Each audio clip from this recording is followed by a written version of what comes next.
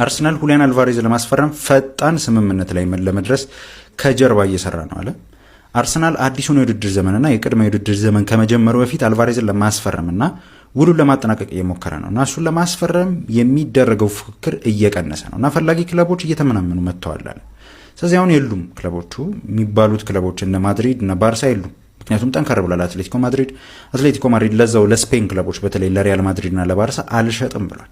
500 ሚሊዮን ነው የሚለው። እንደውም 500 ሚሊዮን ያው ለተጫዋች አይጠራም፣ ግን 500 ሚሊዮን ትከፍላላችሁ አይነት መልስ ነው አንዳንዴ የሚሰጧቸው ነው የተባለው። ስለዚህ ይሄን ያህላቸው አትሌቲኮ ማድሪዶች።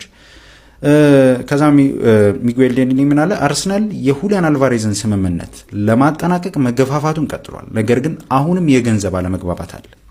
አርሰናል ከ90 ሚሊዮን ፓውንድ በላይ ለማለፍ ፈቃደኛ አይደለም። አትሌቲኮ ደግሞ ከ100 ሚሊዮን ፓውንድ በላይ እየጠየቀ ነው።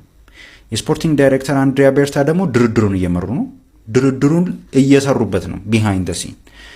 አንድ የሚጠቅመው ነገር ምንድን ነው? አርሰናል ጋር አንድሪያ ቤርታ መኖሩ ነው።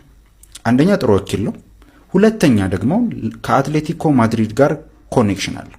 የአትሌቲኮ ማድሪድ ሰዎችን ያውቃቸዋል። ይሄ ጉዳይ በጣም ትልቅ ጠቃሚ ነገር ነው። ይህንን እየተደራደረ ነው። ከጀርባ ብዙ ስራዎች እየሰራ ነው በሁሊያን አልቫሬዝ የዝውውር ጉዳይ ላይ።